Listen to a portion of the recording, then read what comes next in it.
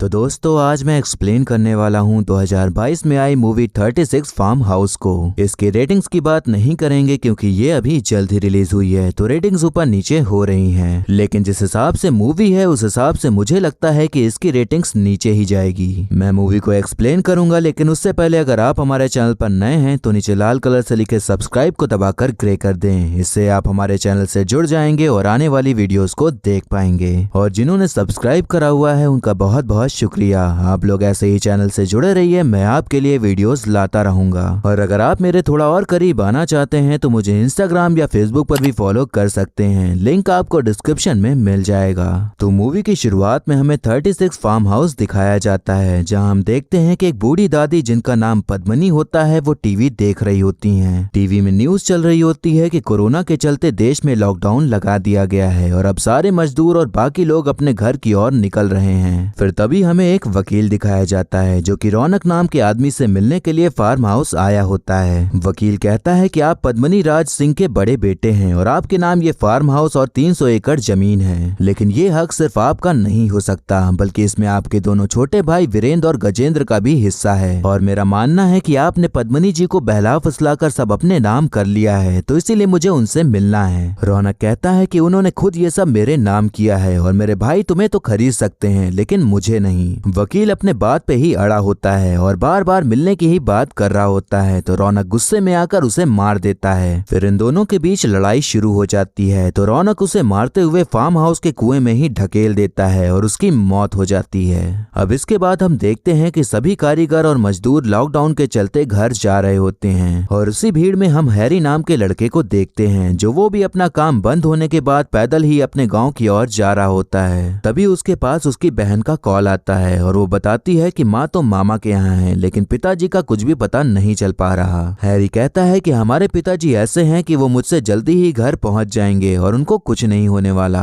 अब हम एक आदमी को देखते हैं जो कि ट्रक में बैठे अपने घर की ओर जा रहा होता है और यही हैरी के पिता होते हैं जिनका नाम जय प्रकाश होता है। थोड़ी देर बाद जब ये सूसू करने के लिए उतरते हैं तो ट्रक वाला इनको छोड़कर ही निकल जाता है और ये सूसू ही करते रह जाते हैं। लिफ्ट लेने के लिए जय प्रकाश एक गाड़ी को रोकता है। तब हम देखते हैं कि उसमें एक लड़की गाड़ी चला रही होती है जिसका नाम बेनी होता है। जयप्रकाश उसे देख के काफी खुश हो जाता है और उसी से लिफ्ट मांगने लग जाता है। बेनी पहले तो मना कर रही होती है, लेकिन जब उसे पता चलता है कि जयप्रकाश बावर्ची का काम करता है तो वो उसे लिफ्ट दे देती है। बेनी उससे कहती है कि एक फार्म हाउस में हमें बावर्ची की जरूरत है क्योंकि हमारा बावर्ची लॉकडाउन में भाग गया, तो तुम चाहो तो वहाँ काम कर सकते हो, लेकिन एक कंडीशन है कि वहाँ उसी को लेते हैं जिसकी फैमिली नहीं होती। अब लॉकडाउन का समय था, एक ऐसा समय जब सबकी नौकरी जा रही थी, तो उस टाइम जयप्रकाश को सामने से नौकरी का ऑफर मिल रहा था, तो वो झूठ बोल देता है कि उसकी फैमिली नहीं है और काम करने के लिए मान जाता है। बेनी जयप्रकाश यानी जेपी को लेकर 36 फार्म हाउस पहुंच जाती है। तब जेपी रौनक को सूप बना के पिलाता है जो कि उसे काफी पसंद आता है, तो वो उसे नौकरी पर रख लेता है। अब हम देखते हैं कि रौनक अपनी माँ को सूप पिला रहा होता है। तब माँ उससे पूछती है कि मुझसे मिलने के लिए एक वकील आने वाला था, तो वो आया था या नहीं। अब रौनक ने तो उसे उस रात मार ही डाला था, तो वो कह देता है कि वो आया था लेकिन आप सो रहे थे इसलिए मैंने उसे वापस भेज दिया, लेकिन उन्हें ये नहीं बताता कि वो क्यों आया था। यहाँ हमें पता चलता है कि रौनक ने कोई काम शुरू किया था लेकिन वो बुरी तरह फ्लॉप हो गया था, तो उसी के चलते उसकी माँ पद्मनी ने सारी जमीन जायदाद उसके नाम कर दी थी ताकि वो अपना बिजनेस बना सके। लेकिन यही बात रौनक के दोनों भाइयों को खटकती थी, इसीलिए वो कैसे भी करके जायदाद में हिस्सा लेना चाहते थे, जो कि रौनक ऐसा होने नहीं देना चाहता था। अब हम देखते हैं कि रौनक के दिमाग में वही सब बातें चल रही होती हैं कि उसने एक खून कर डाला है और अब वो उससे कैसे निपटेगा। तभी उसके पास एक पुलिस वाले का कॉल आता है और कहता है कि कुछ दिन पहले एक वकील आपके यहाँ गया था लेकिन अब तक वो वापस नहीं आया है। रौनक के दिमाग में अब और भी ज्यादा टेंशन आ जाती है क्योंकि अब पुलिस ने भी उस वकील की छानबीन करना शुरू कर दिया था। रौनक ने तो ये सब चीजें सोची ही नहीं थी, बस गुस्से में आकर वो कर डाला था जो उसे नहीं करना चाहिए था। अब हम देखते हैं कि एक दिन जेपी ऐसे ही घर के काम कर रहा होता है। तभी वो देखता है कि बेनी घर में रखे कीमती हीरे जवाहरात चोरी करने की कोशिश कर रही होती है और तब वो उसे रंगे हाथों पकड़ लेता है। बेनी सोचती है कि शायद वो पकड़ी गई है, लेकिन जेपी तो उससे बड़ा चालू आदमी था, तो वो उसके सपोर्ट में आ जाता है और कहता है कि गरीब की मदद कोई अमीर नहीं करता बल्कि उनकी तिजोरियां मदद करती हैं, तो तुम अपना काम चालू रखो। ये बात सुनकर बेनी काफी खुश हो जाती है और उसे गाल पे एक पप्पी देकर उसे अपना चोर पार्टनर बना लेती है। अब हम देखते हैं कि हैरी इधर उधर भटकते हुए हर जगह किसी साधन की तलाश में घूम रहा होता है। तभी उसे एक अंतरा नाम की लड़की मिलती है जो कि पहले से ही उसे जानती थी, तो वो उसे अपने साथ आने के लिए कह देती है।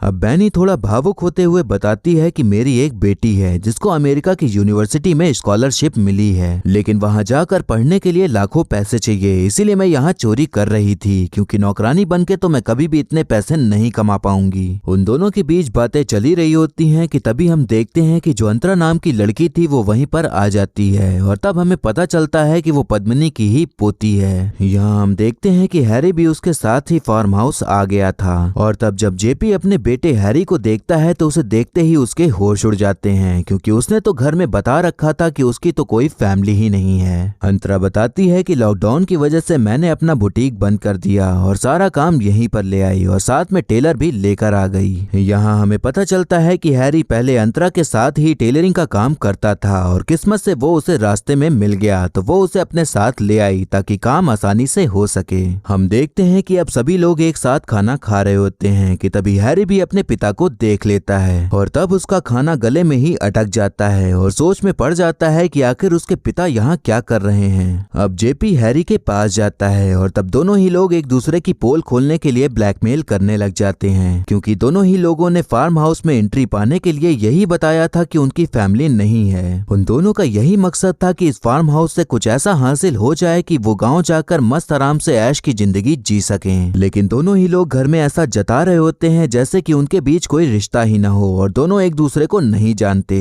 अब अंतरा हैरी को बताती है कि मेरे 3 मामा हैं और तीनों ही एक दूसरे से नफरत करते हैं। गजेंद्र मामा के पास बहुत पैसे हैं, लेकिन पैसों से ही उनकी सांसें चलती हैं, और वीरेन मामा बहुत गंभीर हैं, लेकिन वो अपनी बीवी मिथिका की जी हुजूरी करते रहते हैं, और तीसरे मामा रौनक से तो तुम मिल ही चुके हो। हैरी कहता है कि आपने सबके बारे में तो बता दिया, लेकिन अपनी फैमिली के बारे में कुछ भी नहीं बताया। अंतरा बताती है कि मेरे मम्मी पापा का डिवोर्स हो गया था, तो मम्मी दूसरी शादी करके अमेरिका चली गई। फिर थोड़े टाइम बाद पापा ने भी शादी कर ली और उन्होंने मुझे भी छोड़ दिया, और अब बस नानी ही है जो मेरे लिए सब कुछ है, वरना मुझे तो कोई पूछता भी नहीं। अंतरा थोड़ा सा इमोशनल हो जाती है, तो हैरी उसे थोड़ा सा इमोशनल सपोर्ट देने लग जाता है, लेकिन तभी वहाँ पर रौनक आ जाता है, और उन दोनों को ऐसे साथ में देखकर हैरी से कहता है कि तुम उसके नौकर हो तो नौकर ही बनकर रहो, अगर दोबारा ऐसे देख लिया तो सीधा बाहर ही नजर आओगे। रौनक का हैरी के प्रति ये रवैया काफी खराब सा लगता है, जिसकी वजह से अंतरा और भी ज्यादा उदास हो जाती है। अंतरा दोबारा से हैरी के पास जाती है और थोड़ा मीठी मीठी बातें करके उसे मना ही लेती है। लड़की खुद चल के मनाने आए तो भला लड़का कितनी देर तक ही नाराज रह सकता है, तो हैरी बड़ी आसानी से सब कुछ भूल कर फिर से खिलखिलाकर बातें करने में लग जाता है। अब धीरे धीरे उन दोनों में करीबियां बढ़ने लग जाती हैं, और काम के साथ साथ एक दूसरे के साथ वक्त भी बिताने लग जाते हैं। एक दिन ऐसे ही हैरी बड़े आराम से अंतरा को गोदी में लेकर मस्त नाच रहा होता है, तभी ये नजारा रौनक देख लेता है, और देखते ही उसका खून खौल उठता है। रौनक उससे कहता है कि तुरंत सामान बांधो और यहाँ से निकलो, नहीं तो कब्र खोद के उसी में गाड़ दूंगा। तभी वहाँ पर हैरी के पिता आ जाते हैं और उसे बचाने के लिए उसकी तरफ से माफी मांगने लग जाते हैं, ये कहकर कि अभी तो ये बच्चा है तो गलती हो जाती है, लेकिन किसी को भी ये नहीं पता था कि ये दोनों असली बाप बेटे हैं। अब वकील को गायब हुए कई दिन बीत गए थे, और पुलिस को सारा शक रौनक पर ही था, क्योंकि आखिरी बार वो उससे ही मिलने गया था। तो पुलिस वाला पूरी फोर्स लेकर फार्म हाउस की तलाशी लेने आ जाता है। पुलिस वाला उस कुएं की भी छानबीन करता है, लेकिन वहाँ उसे कुछ भी नहीं मिलता।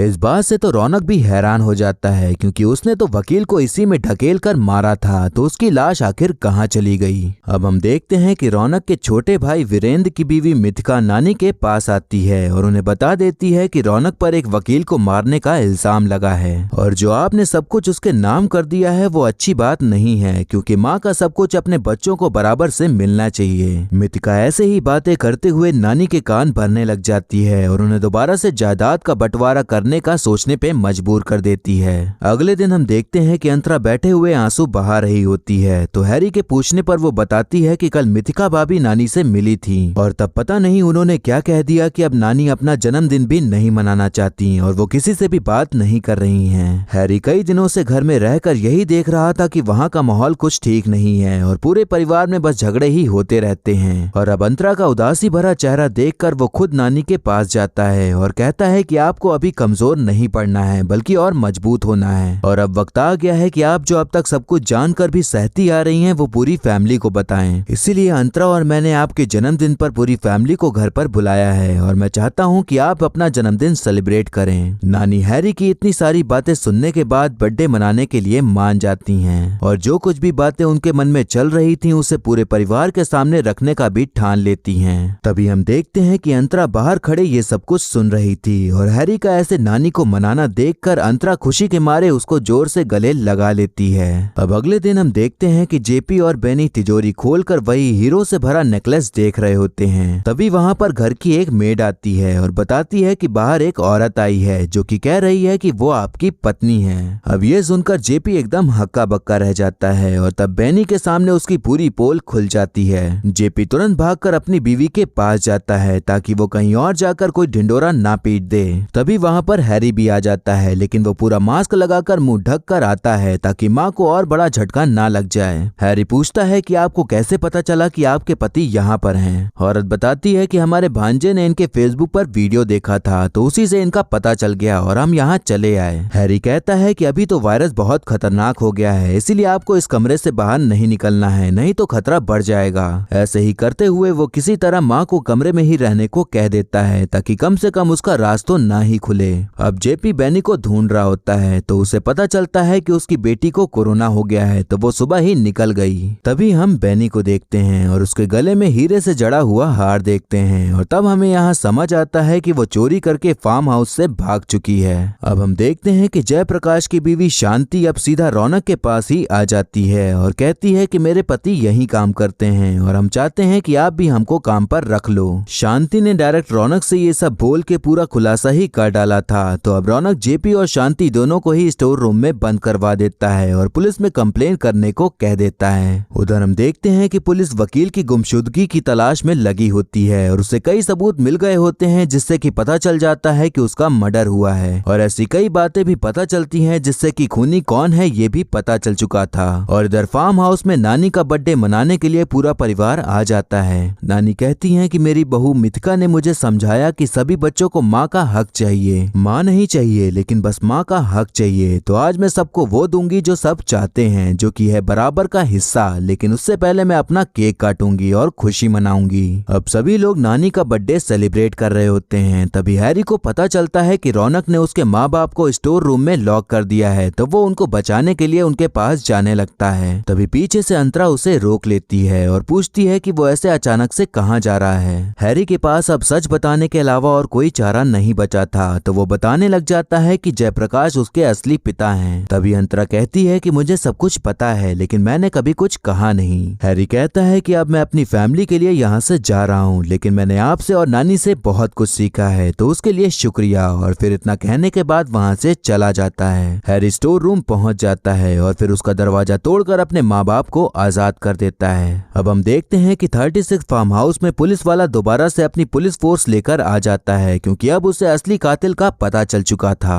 पुलिस वाला बताता है कि जिस रात से वकील गायब है उस रात वो रौनक से मिलने के लिए आया था और तब उन दोनों में थोड़ी झड़प हुई और फिर रौनक ने उसे मारकर कुएं में फेंक दिया। रौनक कहता है कि मैंने उसको नहीं मारा और अगर मारा होता तो उसकी कुएं में लाश जरूर मिलती, लेकिन आपके तलाशी करने पर भी वहाँ पे कुछ भी नहीं मिला। पुलिस वाला बताता है कि वकील मरा नहीं था बल्कि जिंदा था और थोड़ी देर बाद वो वहाँ से निकलकर भाग गया था, लेकिन उसका मास्क वहीं कुएं में अटका रह गया था जो कि हमें तलाशी के वक्त मिला था। फिर पुलिस वाला बताता है कि वकील अकेले नहीं आया था बल्कि गजेंद्र की कार से आया था। तो जब गजेंद्र ने वकील को जख्मी हालत में देखा तो वो उसे तुरंत हॉस्पिटल ले जाने लगा, लेकिन फिर बीच रास्ते में उसे ख्याल आया कि अगर वो वकील को मार दे तो सारा इल्जाम उसके बड़े भाई रौनक पर लग जाएगा, तो वो उसे बीच रास्ते में ही पत्थर से कुचलकर मार डालता है। पुलिस वाला कहता है कि हमारे छानबीन में जितने भी सबूत मिले हैं उन सबको मद्देनजर रखते हुए यही साबित होता है कि खून गजेंद्र ने ही किया है और इस खून के बारे में मिथिका को पता था, इसीलिए वो नानी के पास आई थी ताकि वो उनका ब्रेन वॉश कर सके। तो इस तरह से वकील के खून में रौनक, गजेंद्र, मिथिका तीनों ही शामिल थे। यहाँ पर सबसे बड़ी बात पता चलती है कि नानी को ये सारी बातें पता थीं और उन्होंने ही पुलिस को बुलाया था ताकि उनके परिवार में जो कुछ भी हो रहा है उसका सब कुछ खुलासा हो सके और जो भी मुजरिम है वो पकड़ा जा सके। अब हम देखते हैं कि जयप्रकाश, शांति और हैरी सब एक ट्रक में बैठकर अपने गांव की ओर जा रहे होते हैं। तभी जेपी बैग से 2 कड़े निकालता है जो कि उसने फार्म हाउस से चोरी करके रख लिए थे। ये देखकर उसकी बीवी उसे कोसने लग जाती है और बार बार चोर कहने लग जाती है। जेपी कहता है कि हमने तो बस सागर से 2 बूंद ही निकाली हैं और सीधी बात यह है कि इंसान 2 वजह से ही चोरी करता है, पहला तो मजबूरी में और दूसरा लालच में। तो लालच वालों का हाल तो देख ही रही हो कि वो अभी जेल में हैं। अब हमें 5 महीने बाद का सीन दिखाया जाता है जहां हम देखते हैं कि हैरी अपने गांव के खेतों में काम कर रहा होता है। तभी उसकी बहन दौड़ते हुए उसके पास आती है और कहती है कि किसी अंतरा नाम की लड़की का फोन आया है। अंतरा बताती है कि नानी अब इस दुनिया में नहीं रही और उनकी जो भी जायदाद थी उन्होंने एक चैरिटेबल ट्रस्ट के नाम कर दी है। इस ट्रस्ट में जो मजदूर हैं और जो भी माइग्रेंट वर्कर्स हैं उनको रहने के लिए घर दिया जाएगा, वो भी काफी सस्ते में। तो काम बहुत बड़ा है, इसलिए मैं चाहती हूँ कि तुम मेरे पास आओ और मेरे पार्टनर बनकर साथ में काम करो। ये बात सुनकर हैरी बहुत ही खुश हो जाता है क्योंकि अब उसने कोई भी उल्टा सीधा तरीका नहीं अपनाया था और उसे सामने से ही काम करने का मौका मिल रहा था। तो इसीलिए वो अंतरा के पास जाने के लिए हाँ कर देता है। अंतरा उसकी हाँ सुनकर काफी खुश हो जाती है क्योंकि वो भी यही चाहती थी कि हैरी बस उसके पास आ जाए। एट द एंड सभी लोग खुश होते हैं और फिर मूवी यहीं पर खत्म हो जाती है। तो दोस्तों मैं पहले यही कहना चाहूंगा कि जब मैंने इसका ट्रेलर देखा और जब एक्टर्स को देखा तो मुझे लगा कि ये मूवी अच्छी होगी और इसी उम्मीद के साथ मैंने ये मूवी देखी। लेकिन फिर मुझे पता चला कि इस मूवी में बस यही एक अच्छी बात है कि इसमें अच्छे एक्टर्स हैं। कहने का मतलब ये है कि 36 फार्म हाउस मूवी बस आपको बोर करने का काम करती है और हो सकता है कि इसे देखते वक्त आपको नींद भी आ जाए, जैसे कि मुझे आ गई थी। लेकिन वीडियो तो बनानी ही थी तो मैंने पूरी मूवी देखी और इसका एक्सप्लेनेशन अब आपके सामने है। ये मूवी कॉमेडी और मिस्ट्री जॉनर में आती है, लेकिन ये दोनों ही चीजें मूवी में ना के बराबर ही था क्योंकि मर्डर सीन को लास्ट में ऐसा घुमाया गया है कि लग रहा था कि जबरदस्ती ही सस्पेंस बनाने की कोशिश की गई है। सुभाष घई ने हमें बहुत सी अच्छी फिल्में दिखाई हैं जैसे कि खलनायक, राम लखन, परदेश और ना जाने ऐसे कई मूवीज जो कि लोग आज भी याद करते हैं। तो पता नहीं क्यों वो ये मूवी लेकर सामने आए जिसे देखकर आपका ना देखने का ही मन करेगा। इस फिल्म में अगर संजय मिश्रा, विजय राज और अनमोल ना होते तो शायद ये फिल्म और भी बुरी साबित हो सकती थी क्योंकि इन तीनों की वजह से ही मैं इस फिल्म को अंत तक देख पाया।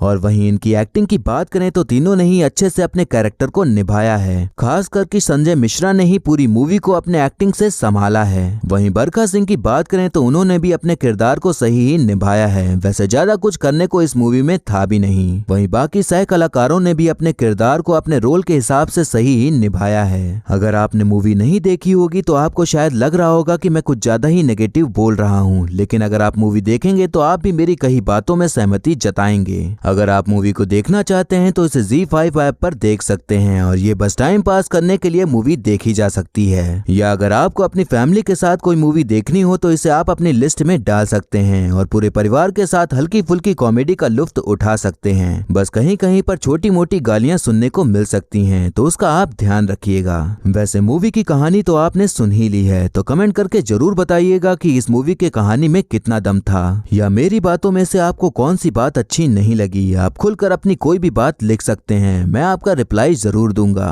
तो ये था एक्सप्लेनेशन 36 फार्म हाउस मूवी का। आपको मूवी और मेरा एक्सप्लेन करना कैसा लगा ये कमेंट करके जरूर बताइएगा और ऐसे ही आने वाली वीडियोस देखने के लिए हमारे चैनल को सब्सक्राइब करें और बेल आइकन दबा दें जिससे कि आपको नई वीडियोस की नोटिफिकेशन मिल जाएगी। आप चाहें तो मुझे इंस्टाग्राम या फेसबुक पर भी फॉलो कर सकते हैं, लिंक आपको डिस्क्रिप्शन में मिल जाएगा। और वीडियो अच्छी लगी हो तो लाइक जरूर करें, आपके लाइक और कमेंट से मुझे और भी वीडियोस बनाने का मोटिवेशन मिलता है। तो मिलते हैं नेक्स्ट वीडियो में, तब तक के लिए टाटा, बाय बाय और नमस्ते।